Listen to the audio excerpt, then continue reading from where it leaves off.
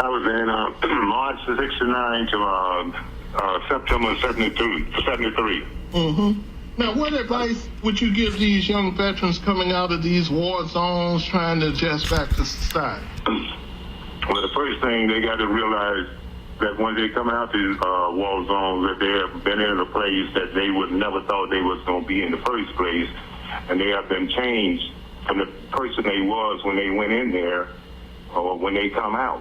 Mm-hmm. Many of them are mental ill, and many of them just have to keep doing what Fred was saying, make sure you file for your benefits and everything. Mm-hmm. And also, veterans got to stop depending on the governments all the time, because veterans got to help veterans. Mm-hmm. Veterans that are getting benefits should be helping veterans that do not have their benefits, veterans that are homeless, veterans that are laying out on the street that I see mostly every day where I'm at. So I realized that when a young brother come out, it's easy to get frustrated, and the one thing they should never get frustrated, and they ended up in jailhouses or penitentiaries on drugs or something like that, Mm-hmm. Okay, that's my brother Rashad, who's an Air Force veteran, talking about helping homeless veterans and veterans helping each other. And this week on the Qumran Report, we're going to talk about homeless veterans and the homeless. And also in the latter part of our show, we will have a short reading from Wallace Terry's book, Bloods, by Matt Jennings, and it's about the African-American experience in the Vietnam War. Now, welcome to the Qumran Report. May the peace and blessings of the life-giving creative spirit be upon you and upon your family. My name is Melvin Ishmael Johnson, coming at you live from Skidrow Studios. And I'm in the studio with my co-host, Earlene Anthony. Our call-in number is 1-800-893-9562. This week on the Qumran Report, I'm delighted to have with us in the studio. And on the phone, we will have Judy Bowman from the Roby Theater Company. And she's going to talk to us a little about the Wallace Terry book, Blood, how it come about. And then Matt Jennings in the second part of the show will be reading a section from the book. And also to talk about homeless veterans and the homeless, Ted Hayes, founder of Dome Village, an innovative approach to solving the homeless problem, and Robert Bob Rosebrock, who's going to talk to us about the history of the property that housed the West L.A. Veterans Administration. Welcome to the Qumran Report. Yes, sir. Thank you very much. Glad to be back again. Yeah, let's go around the table and introduce ourselves and tell a little about the organizations that you represent. Mm-hmm. I'm Ted Hayes, Justiceville, activist, civil rights activist, homeless, and human rights. That's who I am. Okay. Bob Rosebrock. I'm director of the old Veterans Guard. We call it also the Veterans Revolution, and our mission is about protecting and defending the Los Angeles National Veterans Home in West LA that was deeded for veterans, and it's being used for everything but that. And we want to take that land back and make it a home again. Mm-hmm. Now, let's go to Matt. Tell us a little about what you're doing. I'm Matt Jennings. I'm an actor. I've been affiliated with the Roby Theater Company for maybe about a year and a half now, and I'm just glad to be a part of this. Really appreciate it. Thank you. Good for you. Mm-hmm. Now, before we get into our discussion about homeless veterans and the homeless, I would like to play a short 4-minute clip from a presentation I made at USC about solving the homeless problem. It was September the 12th, September 2012. I'd like to say, now I am a veteran. I'm a Vietnam veteran, 1969 to 71. Can I tell you my age? Now, and not only am I a veteran, but I come from a family of veterans. Out of a family of 7 males and 2 females, 6 of us served in the military. 3 in the Army, 2 in the Air Force, and I served in the United States Marine Corps. So this is why this is such an important issue to me. And not only that, since we've been working in the Skidrow area, one of the things that we notice is how many veterans that's living in the streets. See, and we're going to talk about that in a little while when we do our monologue. And so what we try to do with Drama Stage Qumran, we feel that people talk so much about the problems, that everybody knows the problems because it's amplified. You can read it in the paper and all that kind of stuff. What we try to talk about is solutions. Solutions. What is the solutions to the homeless problem? Now here's what we come up with. Because we talk to other homeless people who have been homeless veterans, and we want to get their opinions on what do they think it takes to solve the homeless problem. And here's where we at. I think the first step in solving the homeless problem is make the homeless problem the homeless veteran problem. That's the starting point. By making it the homeless veterans problem, you put it on the shoulders of the United States government, who sent all of these young men over to fight in all of these particular wars and things like that, and come back traumatized, etc., like that. So we feel that it is also the duty of the American government to finance the solutions to it. Not just the non-veterans who's laying in the street. We feel that the starting point, make the homeless problem, the homeless veterans problem, get the American government to finance some think tanks where you can get some of the best minds in the United States, get them together, make the government pay for it, come up with some solutions, and then spread that solutions out to the rest of the homeless in terms of solving that. Now, what can the interfaith community do right now to make a dent in the homeless problem? Number one, I'm going to talk about Los Angeles, because Los Angeles is the homeless capital.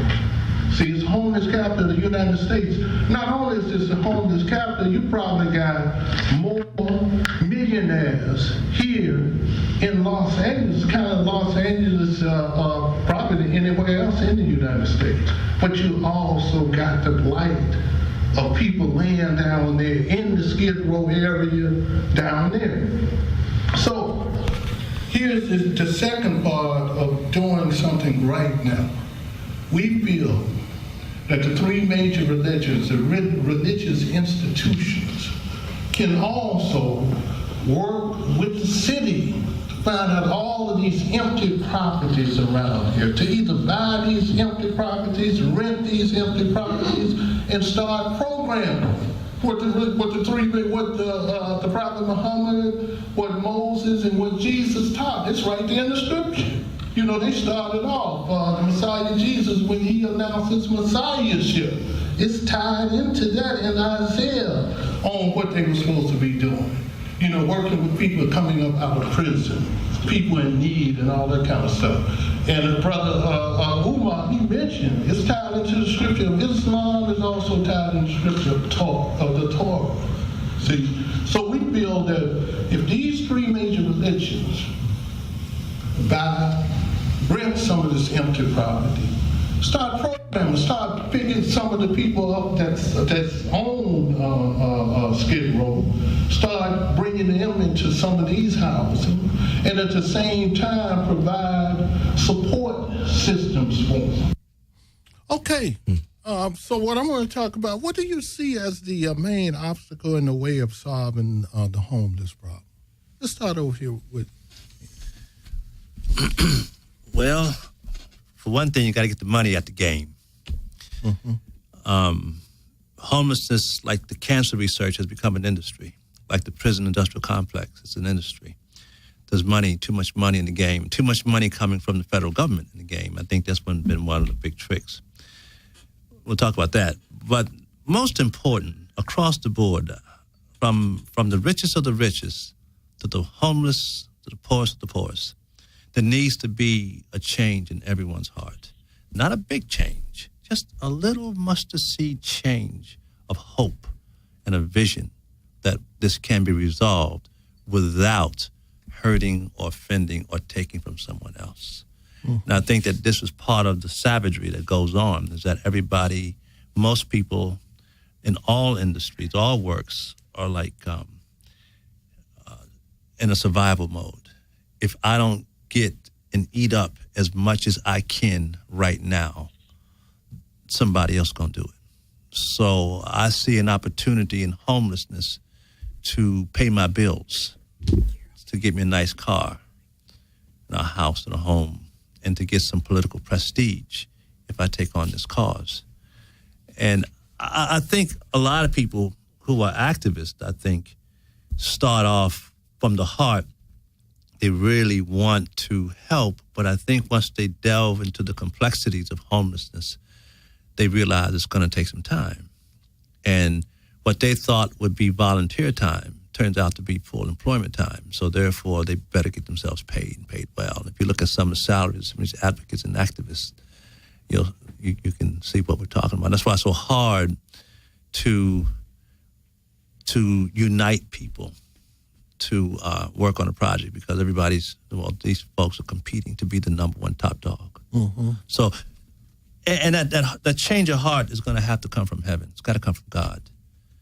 And I don't know yet quite how to do that other than what I am doing.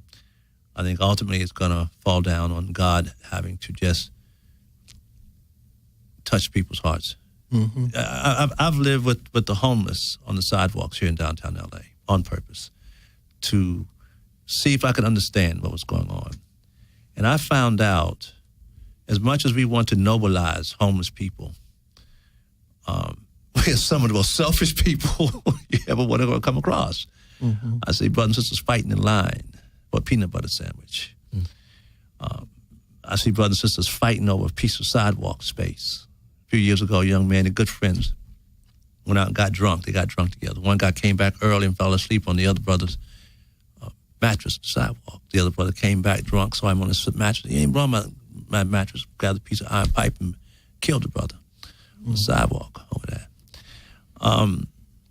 I think that the poorest of the poor and the richest of the rich have more in common than what people realize, because both of them wake up in the morning thinking, me, my, I, me, my. Mm-hmm. And of course, the middle class wake up every morning thinking, my gosh, I got to go to work, take care of my family, take care of people. But the richest of the richest and the poorest of the poor have that luxury of waking up saying, me, my. So everybody's heart's got to change, not just the rich people and the powerful people, but the homeless as well. Okay. What are your thoughts on that, Bob? Good. Well, thanks. I really appreciate this opportunity. And to me, I think what is, we're the capital for homeless veterans here in Los Angeles. And I think one of the first things we have to come and reckon with that this is a state of emergency. Until you declare that, it's just homeless veterans. And I've reached out. I'm in the 33rd Congressional District, which is Henry Waxman's. He's been overseer about 40 years. He's retiring. I've written him letters asking him to declare a state of emergency. I've written all the way up to the President of the United States, President Obama. Got no response.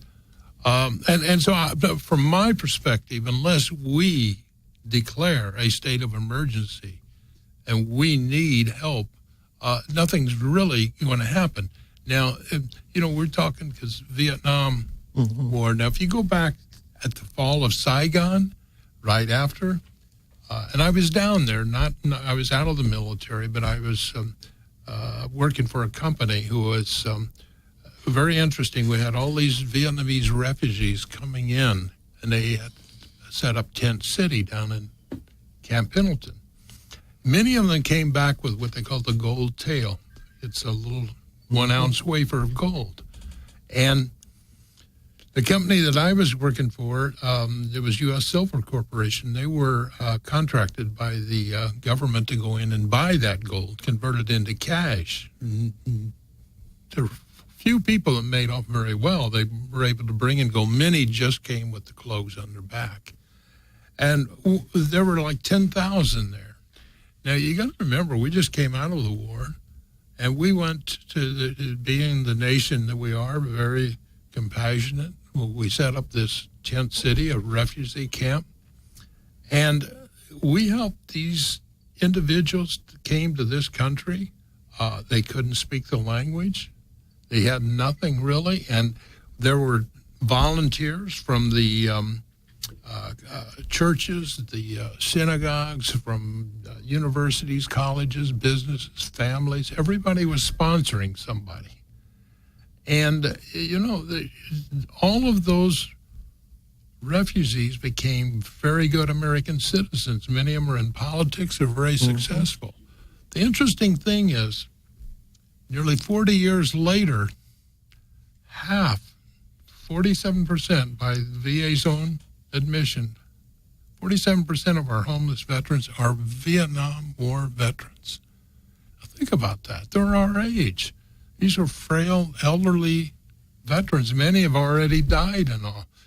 John Rowan, who's the president of Vietnam Veterans of America, said there are more homeless veterans today than were killed in the war. So that means there's more than 60,000 homeless veterans from the Vietnam War. How can we as a nation ever allow that to happen? We could take care of 40 years ago of the refugees. Here we are in the 21st century, and we still have so many homeless veterans. And unless we declare a state of emergency like we did with the refugees, we're not going to solve this problem. Now, what would the state of emergency, what would that entail? And what would that... But what I'd see is that, number one, that while we're the capital for homeless veterans, the Los Angeles VA, there's nearly 400 acres. It's the largest VA facility in the nation. Yet we have empty buildings. There's land. We'd have to set up similar to what we did there at Camp Pendleton. Number one, declare a state of emergency and saying this is just like they did 40 years ago. I remember that. Yeah, they put it together. You have volunteers. We're right next to UCLA. You have 30,000 students there. There's so many people that would be willing to volunteer. But just as Ted had mentioned, you get the federal government involved and you get the nonprofits involved, and they're all fighting over the same money. And at the end of the day, if a homeless veteran gets $1.98 out of it, that's a good day for them. And that's got to stop. We need to put it all on a volunteer basis. Nobody's getting paid.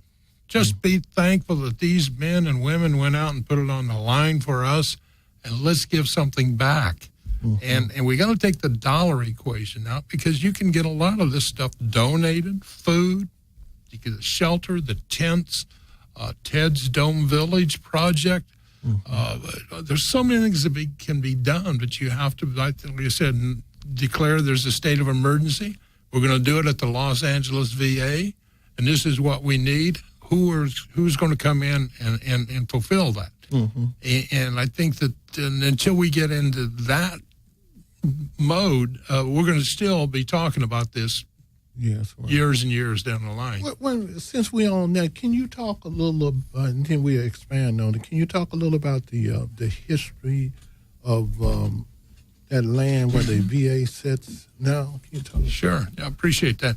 Back in 1887, actually, it was after the Civil War, they were building the National Soldiers Home throughout more in the Midwest and on the East. And they were at that time called the National Soldiers Asylum. And then in 73, they changed it to home. And they were building these homes, and they decided to build the first one west of the Mississippi, or in the Rockies, somewhere in Southern California. 2 families donated over 600 acres for it. And it's stated 6 times in the deed that this land is to be permanently maintained as a national home for disabled soldiers. Before that was in 1888. In 1887, a year before, it took an act of Congress to establish that. So it's written, incorporated in the deed, that it's preceded by an act of Congress, and then we have a legal deed. And over the years, when they first built the home out there, that's in West L.A., right off the 405 freeway. And by the way, when that was built, there was no 405 freeway, there was no Wilshire or anything. Well, they came through and dissected everything, cut it in half. And that land has been confiscated in every manner you can imagine. If you know where the federal building is there, that's on Wilshire. Yeah, 28 acres. That belonged to the VA originally. Well, the VA didn't come into existence until 1930. Originally, it was a board of managers that ran the Los Angeles Soldiers Home. Was it a national organization? Well, it was interesting. It was, and it was a government corporation, and it consisted, I think, of 9 members. No, I take it back. It was 12 members. Three of them that included the commander-in-chief, the president of the United States, the secretary of war at that time would be Secretary of Defense, and the Supreme Justice of the Supreme Court. So you have the 3 top people there, along with 9 members. So it was very close-knit. Again, nobody got paid, other than those who were in there, but most of it was volunteers coming in to oversee it. They built, at that time, the Victorian-style architecture. They had beautiful resident halls with large verandas that overlooked beautiful landscape gardens. They had their dining halls. It was really like a city within the city. And they looked out for each other. It was run almost like a military post. They had what they call the governor, which was the head, and they have over on the premises now, it was built in the early 1900s, what they call the governor's mansion. And the director today lives in there. But things have changed. In 1930, when they came in, they tore down all of those buildings, those beautiful, magnificent Victorian. And if you go over and you go through there now, they're a Mediterranean style, but they are more of an asylum looking, very small windows. You look around, many of them got bars on it. And that's when they started experimenting, also because UCLA was next door at their medical center and all, on the lobotomies, and also, veterans after World War I and all were experimenting a lot. And so that land suddenly became very valuable because nothing was there at the beginning, and then when they brought in the water and all, things changed, and it became very, very valuable, and they wanted to get the veterans out of there, and that's been a battle that's been going on. And now sits there baseball fields, theaters, rental trucks, and all that kind of stuff. Everything but veterans. That's right. Yeah.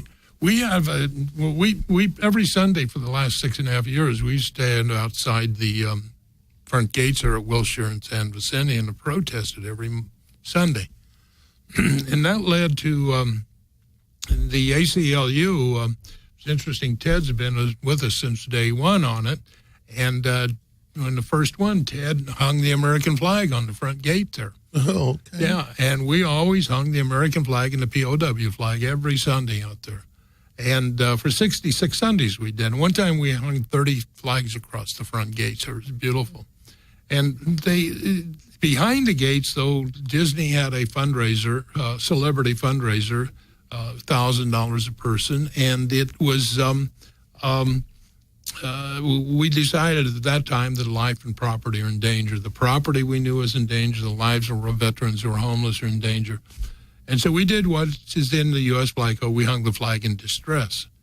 And upside down. Yep. Yeah, and I got arrested 6 times. Now, they didn't mind it when the flag was up because we were sending out a new message, and it's not desecration and everything. And anyway, I had to go to court. I got them dismissed. Got the ACLU to defend me. We sued the VA for won that case. Yeah, freedom of speech, and that led to the second lawsuit as to why we hung it in distress, because the life and property were in danger. And we recently got a judgment. 9 pieces of property over there, parcels, are unauthorized by law, and therefore... Was that Mark Rosenberg? Rosenbaum, Mark, the ACLU. The lawyer for that. Yeah. And the VA appealed it. They were trying to settle, and that fell apart. So now I guess it's going to go forward. But it's kind of embarrassing. You got UCLA that's paying $5,000 an acre. I mean, for 10 acres, and apartments go for that over in Westwood. Yeah. And the market value isn't there. Everything about it is very bad, very shameful. Mm-hmm. It needs to be cleaned up, cleaned out, and we need to start running it like a home. And you got Brentwood School, one of the wealthiest private schools. Yeah. It's all about what Ted was saying. You got all the money on one side, and the poor guys, they've got it mixed up. The guys that belong inside are on the outside, and the rich and powerful are on the inside taking over. So we've got to do a flip-flop here. Well, let me ask this, because, it's a lot of economic distress in most of your hardcore cities like Detroit, Cleveland. You just go all over the country. But like you say, L.A. is the homeless capital out here for veterans also. Do you think we need a national approach to solving the homeless problem? And if so, how can we tie the local approach into the national approach? That's a great question, and I totally agree. Yes, we do, and I think we have here in Los Angeles have to establish that, and be a model. And that's, like I said, first of all, declare there's a state of emergency, acknowledge it in the capital, and have that land and start working, and create a model that we can move across the nation so every major city and even the smaller cities can follow that. It can be done. Look, we just came out of 2 wars, spent $2 trillion and bought, everything you could imagine, and we don't have money to take care of the guys that fought it. Something's wrong with we as a nation, and we the people need to say, no, we're very grateful that these men and women defend our freedom, and we're going to give them the best that they deserve when they fought. We give them the top, hire these major corporations that put out hundreds of billions of dollars, and they come back. We can't even get a tent for them. So I think that we need to establish something here in Los Angeles, a model that can be rolled out across the country. Yeah. How do we deal with the bureaucracy that comes up? Yeah, I remember we talked about it earlier, how President Eisenhower warned everybody about the military-industrial complex, and then it shot up. We see it's still in existence, causing a lot of wars. And then the prison-industrial complex, money-making private prisoners and all like that. And now we see the same thing developing with the whole homeless, especially here in L.A. How do we deal with that? How do we get them to transition out of that, that really serve the homeless? Yeah, well, I think what you have to do on that is just what Ted was talking about. Number one, I think we need to get back to an all-volunteer basis. Number one, that there's no profit to be made off of this. Profit is in your heart that you've got freedom to go out and to engage in free enterprise, come back and give to those who gave so much. I think that you got to keep the government, the bureaucrats, in check. There needs to be leadership, people who have no connections right now, and there's some people that we've got in mind that I think can do some great work and come in who've done things. But whenever you start giving people salaries and expense account, they get, just as Ted said, they get consumed in that. Am I getting enough for my dollar here that I'm getting paid? We're the old Veterans Guard. I'm the youngster at 72. We got a 95-year-old. We've lost some 80-year-olds in there. But we're not even a nonprofit. We're ad hoc, and everything comes out of our pocket. And therefore, we can't be bought. Nobody can come in and say, we'll give you this and that if you'll do this and that. No. We know what needs to be done, and I think we'd like to expand on that concept. Because one of the person that was supposed to be here, I hope she called in, that was Judy Bowman. Her father was one of the original Tuskegee airmen in that. Let me ask one more question, then we'll go to a little community calendar. I want to do the reading and then come back to discussion. Can you... what are your thoughts about the challenge of the female veterans? Since the military has kind of changed, What are the that they face that the male veterans don't face? That's a great question. And just as an example, back 2 years ago, there was a black African-American lady, veteran, tried to get inside the VA. She needed help. And because she wasn't an alcoholic or drug addict, they wouldn't accept her. And she was on the street outside, and I didn't have the wherewithal. I'd go over and take blankets and whatever, and she was sleeping on her. Nice lady and would engage. A veteran? Yeah. And they said if she came back in that they were going to arrest her. And I even talked with her. I said, well, maybe that's a solution. It's shelter. She said, well, I don't want to do that. And she said, I'm not a drug addict. And I admired her so much. And finally, I had contacted every politician, Congress, Senate, City Hall, the City Council, and the supervisors. The only one that responded was Mike Antonovich out of Glendale, supervisor, and he happened to be in China at the time. And he said, send a contact to his department there, and he said, send the county relief project out. And they went out and picked her up, took her over to the hospital, and got her admitted. That changed things. And I felt so bad. I mean, I see so many homeless male veterans. When you see a female, that is very, very moving and very difficult for me because they're so vulnerable. But it is, we need to provide the same kind of help for them that we do for all. And I think at the Los Angeles VA grounds, we need to set up facilities where there is something. And I also think that we should be, once you get discharged, you were in the Marine Corps? Yeah, and there's a real camaraderie there. But when you are discharged, you're a veteran at the VA. They don't care what branch you were in. And I think we need to bring that cohesiveness back together, because when you go to the Veterans Helping Veterans, there's nothing better than that. That's right. And we need to separate this veteran issue, that they're Marines, they're Army, and bring that camaraderie and get that helping back together in the same way with the female. They're just not really good thinking. We're in the 21st century, supposed to be the smartest country in the world, and we can't solve this problem. There's a reason they don't want to, I think. And we got to overpower them and say, this is the way it's going to be done. Because you could take this project to a small group of grade school kids and they'll figure it out in 30 minutes. Yeah. Okay, we're gonna let's move to our community calendar. We come back to our reading and then get back and open it up for discussion. This is the community calendar for upcoming events. Tuesday, November 11th, 2014 is Veterans Day. And at 1 p.m., the Full Scope Veterans will be celebrating. And on the program will be a 10-minute reading of Nobody Told Us.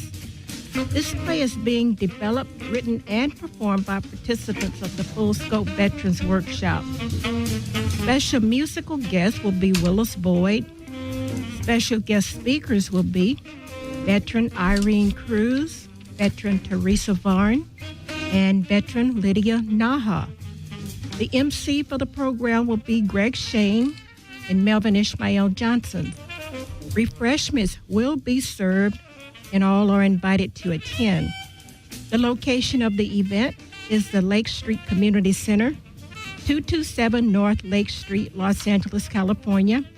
This is near the corner of Beverly and Alvarado.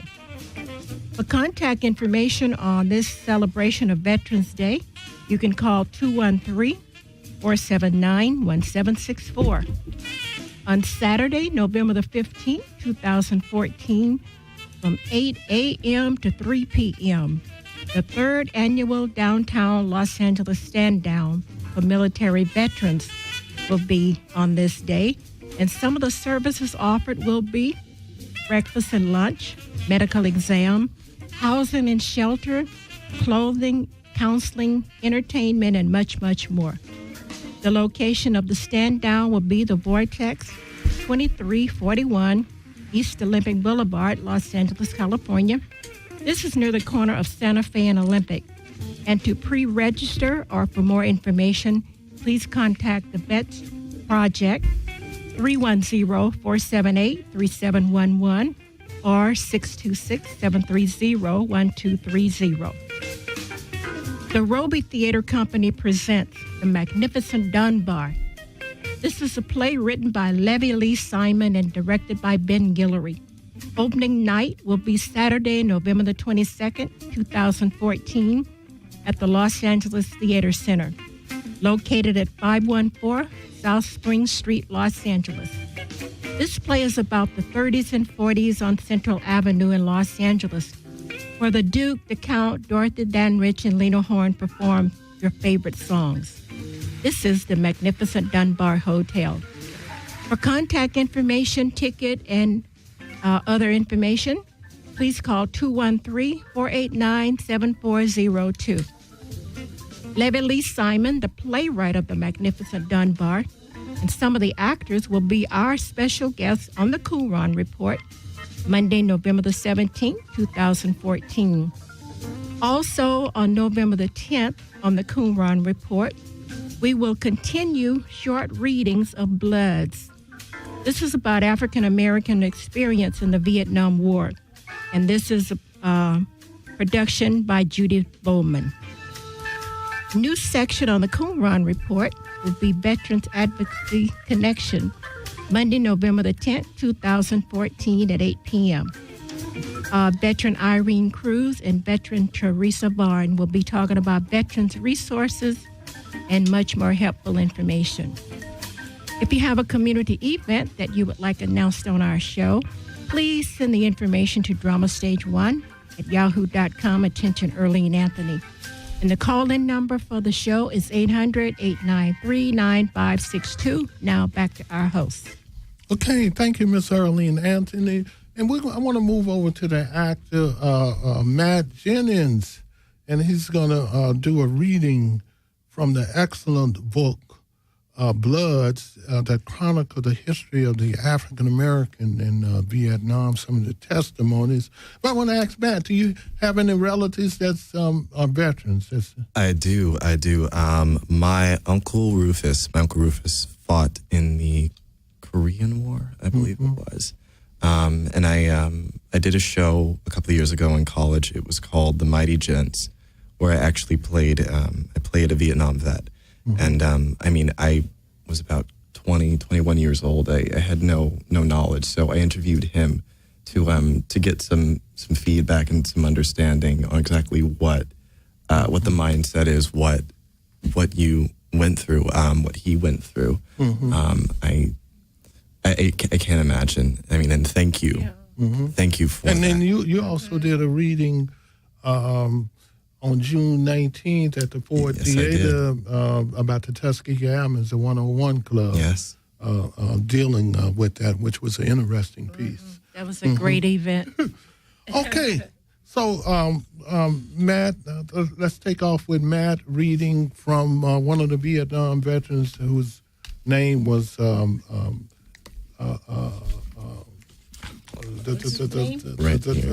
his nickname was Lightbulb. Lightbulb. So, because he was so creative and coming up with so many innovative ideas. Okay, here's Matt Jennings. I enlisted in the Army to stay out of the Marines. I went to college for a semester at Southern Illinois University at Edwardsville. But the expenses had gotten too much for my family, so I went and got me a job at McDonnell Aircraft as a sheet metal assembler. About 8 months later, 2 guys I went to high school with got drafted by the Marines, so I joined the Army so I could get a choice. It was August of '95. I was 20. My father was not too hot about it. He was in World War II in France and Germany.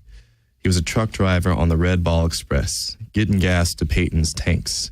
He resented the Army because of how they treated black soldiers over there, segregated and not with the same support for white soldiers. My left ear was pierced when I was 9, just like my father's left ear was pierced when he was 9. Grandmother said all the male warriors in her mother's tribe in Africa had their ears pierced. Her mother was born in Africa. You can imagine the teasing I got in high school for wearing an earring, but I felt in this small way I carry on the African tradition.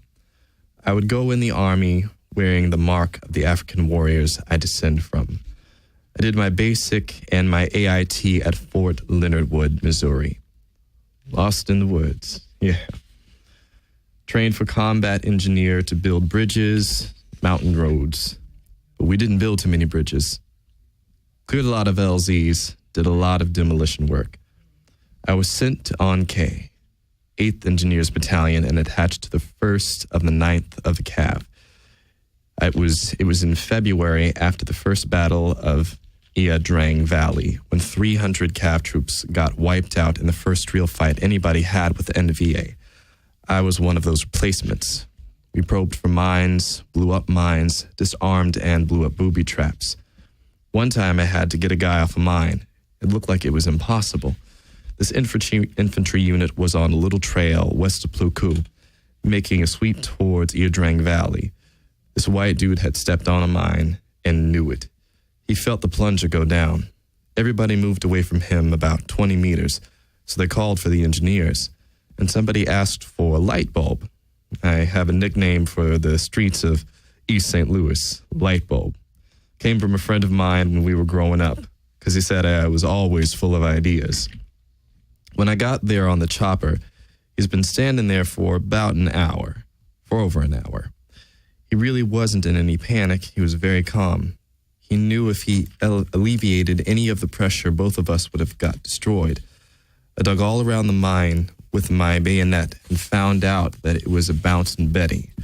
I told him I was going to try to defuse it, but the 3-prong primer on the bouncing Betty had gotten in between the cleats on his jungle boots, so there wasn't any way I could deal with it. So I said, let's see if we could kind of change the pressure by taking his foot out of his boot and me keeping the pressure by holding his boot down. That way we could get out uninjured. But when he started doing that, I thought I was seeing the plunger rise, so I told him to stop. I guess maybe I'd been working with him for maybe an hour now. Then I got the idea.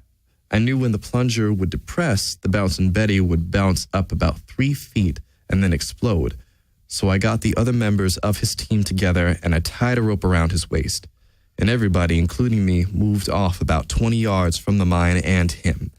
And when I counted to 3, everyone would pull on the rope and snatch him about 15 feet off the mine.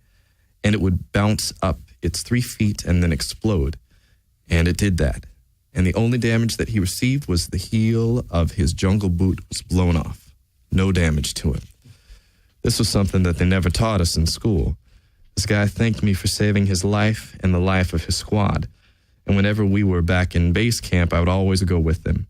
And since the platoon would always carry 3 or 4 combat engineers with them in the bush, I would always go with them. When it came to Vietnam, I thought we were helping another country to develop a nation. About 3 or 4 months later, I found out that wasn't the case. In high school and in the papers, I had been hearing about Indochina, but I couldn't find Indochina on the map. I didn't know anything about the country, about the people. Those kinds of things I had to learn on myself while I was there. We had a Vietnamese interpreter attached to us. I would always be asking him questions. He had told me this war in Vietnam had been going on for hundreds of years. Before the Americans, they had been fighting for hundreds of years against the Chinese aggressors. I thought we had gotten into the beginning of a war, but I found out that we were just in another phase of their civil wars. And they had a habit of exaggerating a body count. If we killed 7, by the time it would get back to base camp, it would have gotten to 28. And by the time it got down to Westmoreland's office in Saigon, it then went up to 54. And by the time it left Saigon going to Washington, it had went up to about 125. To prove we were really out there doing our jobs, doing really more than what we were doing. By then, I had killed my first VC. It was 2 or 3 o'clock in the afternoon, somewhere in the Central Highlands. I was point man. I was blazing my own trail. I was maybe 40 meters in front of the rest of the squad, and I just walked up on him. He just stepped out of the bush. I didn't see him until he moved. I'd say maybe 50 meters. And then he saw me. We both had a look of surprise. I cracked him because it just ran through my mind it would be either him or me. I just fired from the hip, and he hadn't even brought his weapon down from his port arms. It seems like a lot of green guys got killed just coming country by making a mistake. I remember this white guy from Oklahoma. We got to calling him Okie. He said that the reason he had volunteered to come over to Vietnam was because he wanted to kill gooks. He was a typical example of a John Wayne complex. It was a week after he had just gotten there that we had gotten into any action. He was just itching to get into some. We went out and got pinned down by machine guns. They were on our right flank.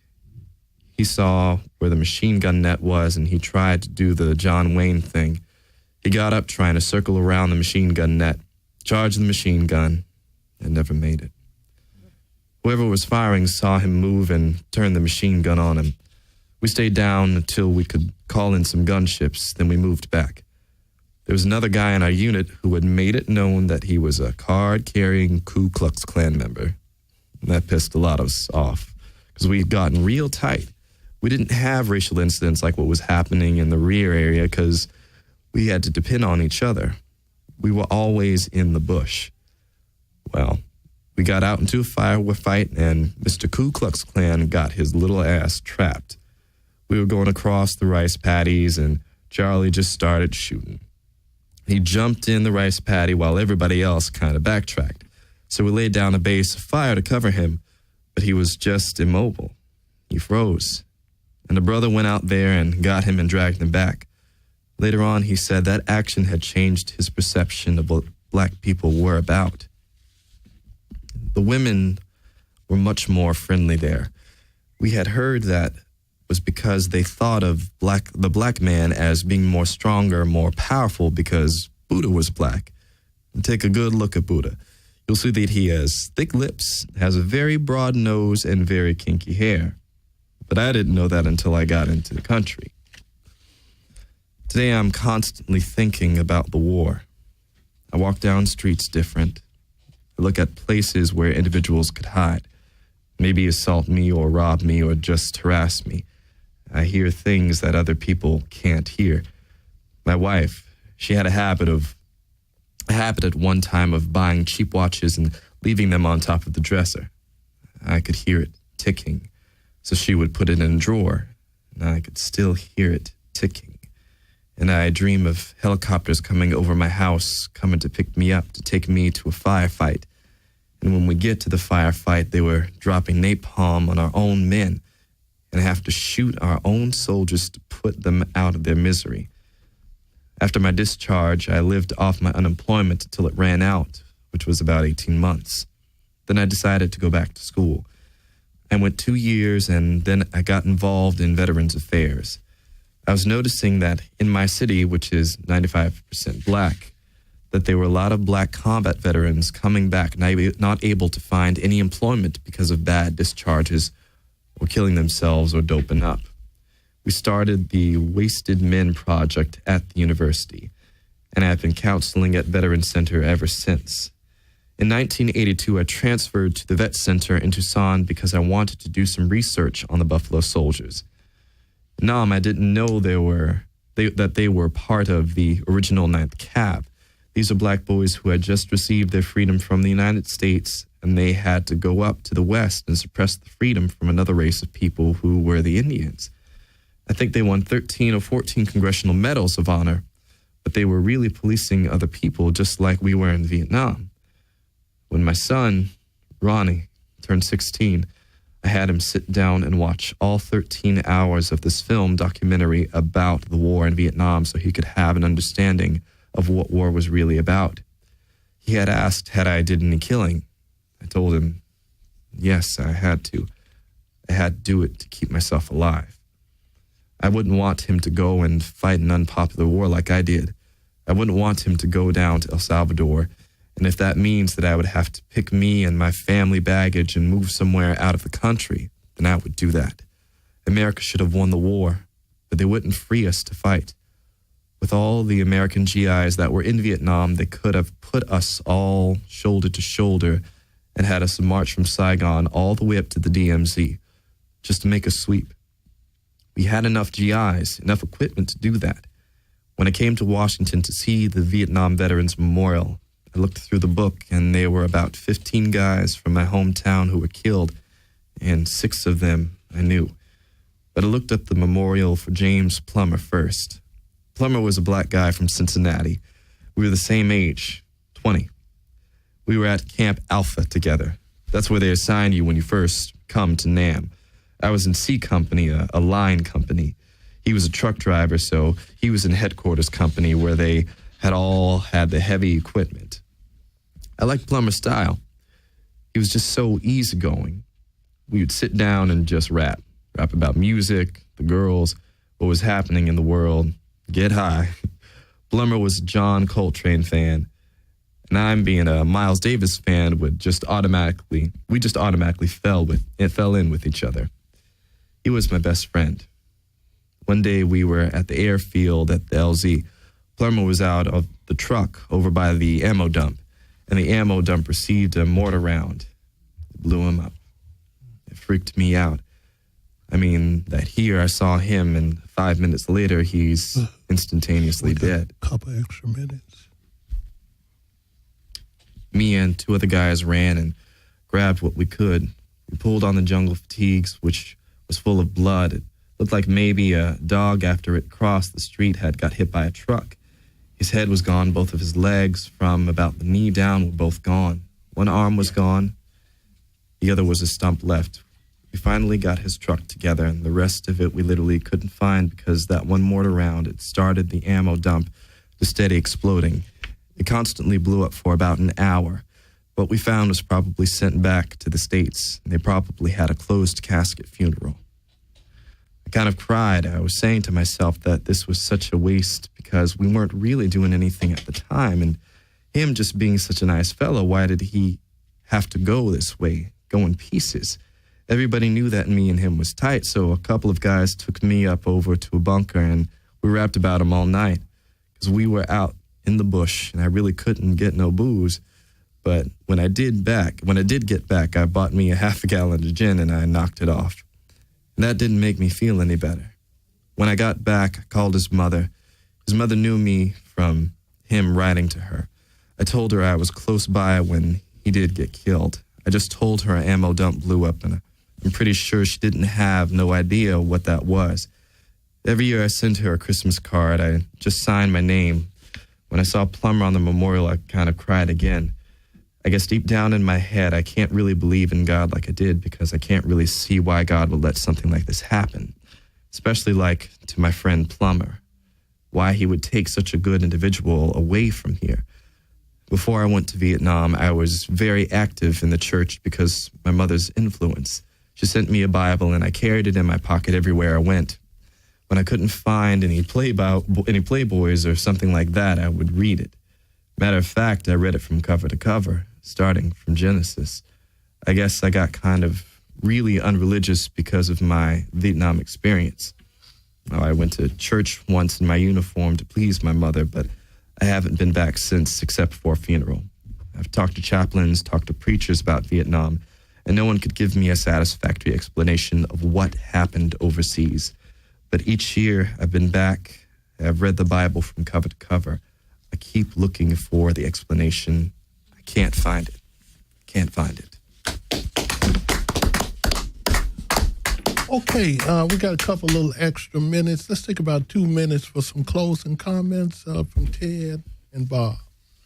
Well, when it comes to a national plan, I suggest that everybody go to domevillage.us, domevillage.us. And on the right-hand side, you'll see the National Plan in Homelessness, the Exodus, Genesis, Incentive Plan based on the Bible.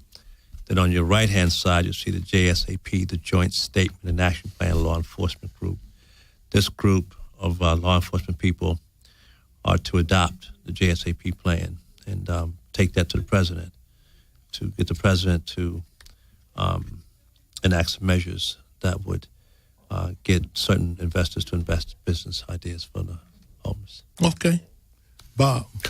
Yeah, Ted's project there is a direct way to go. Right now they have a building over there, Building 209, and the Congressman Waxman appropriated $20 million, and it'll have 65 rooms. It was a vacant, rat-infested building. $20 million for 65 5 veterans. We have 20,000 homeless veterans. For that amount of money, we could do the Dome Village many, many times over, and we could do it. They're still rehabbing the building 2 years later. You know, we built the Pentagon in 16 months, some 6 million square feet, and that was in 75 years ago. We need to really start thinking like Americans again and doing what they were able to do. And we need to declare like you said, a state of emergency and a humanitarian relief project similar to the stand downs, but 24/7 till we get them all home.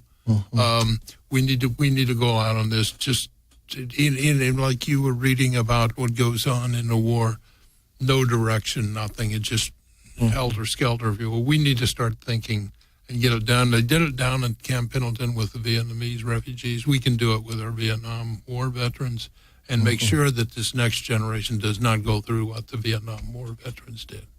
Okay, thank you, Bob and Ted. Excellent show, excellent information. Yeah, and Matt, great reading, Thank you. So thank you for tuning in to the Coomran Report. This is Melvin Ishmael Johnson. And we'll close out the show with Darker Than Blue by Willis and Shante.